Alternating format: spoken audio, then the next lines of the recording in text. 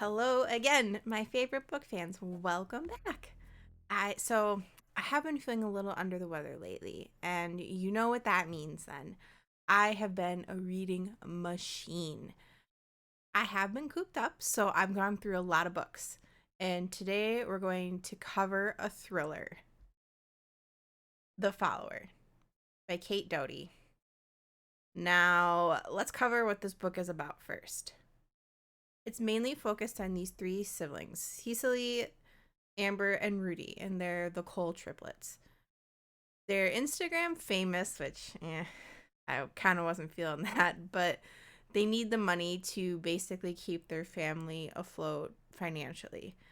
Their parents renovate these super big mansions and flip them for a profit, but the triplets actually are the primary source of income for the house by and the family in general too by doing their Instagram things, their sponsors, and everything that they do in their online presence basically keeps the family from going bankrupt. So the family moves into this mansion, this really big one that they're going to renovate, and of course, they don't know, well, the dad knows, but the rest of the family doesn't know, hey, there was a murder in this house. That he just neglects to tell the family that, which terrible move. Terrible move on his part.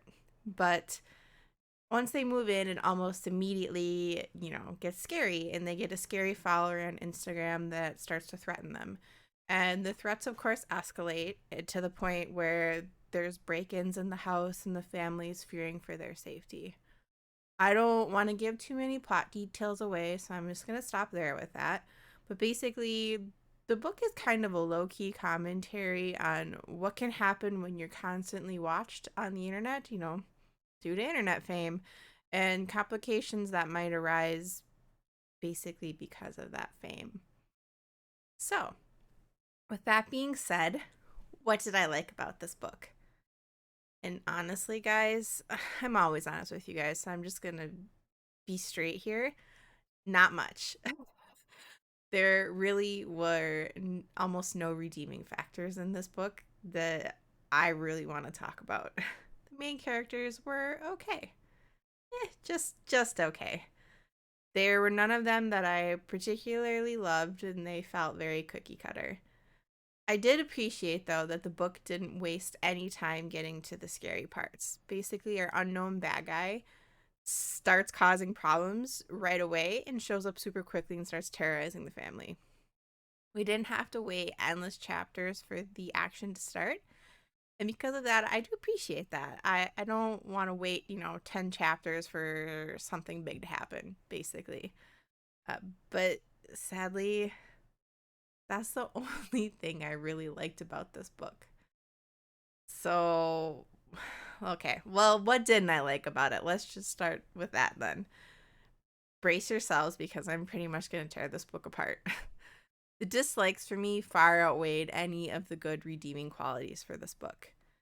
The characters all sucked.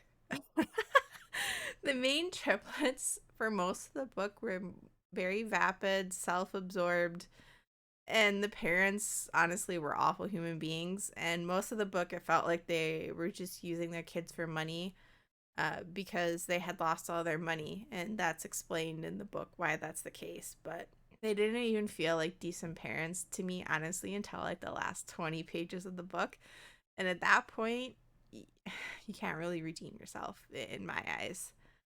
But they, especially the mother, will say she was very controlling, and it felt like she was more interested in just selling a fake image of their family on Instagram just for sponsors and likes. But in addition to that, I will say, and this is a big one, I really hated the plot. And that's unfortunate. The Instagram famous angle was kind of neat. I didn't mind that. But I had most of the major plot details figured out probably 200 pages before you were supposed to have it figured out when they had the big reveal, basically. Had there, been some sort of feel that didn't feel cookie cutter to me, I probably wouldn't be so harsh, but I figured it out super quickly, and I was annoyed that the characters in the book didn't figure it out as fast as I did. I don't appreciate a super basic plot like that that's really obvious. Give me originality, not a thriller book that I solved within the first 5 chapters. And the last thing, and this is the biggest gripe that I have, and if you guys are followers of me, you know what's coming. I hate unresolved cliffhanger endings.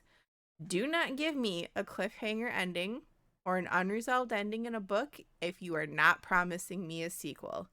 I hate, hate, hate that with the fire of 1,000 suns. And there have been a lot of books that I've never read again and put on my I will not read list just because of this. And this book is going to be another one that I add to the list.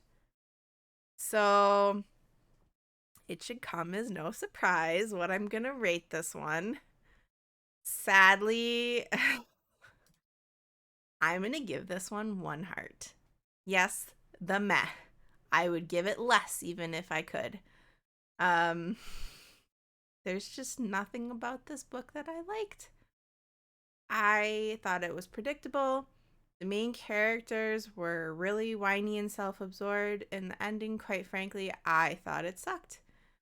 I don't need it to be a happy ending, but I need an ending that's not unresolved if you're not promising me a sequel. So, yeah, I wouldn't waste my time on this book.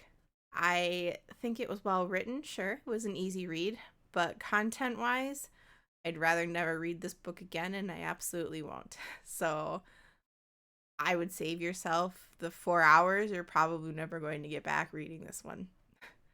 But if you've read this book and you want to talk about it, let me know what you think. I'd love to chat about it. But that's it for me for now. So until next time, I will see all of my favorite avid readers later. Bye.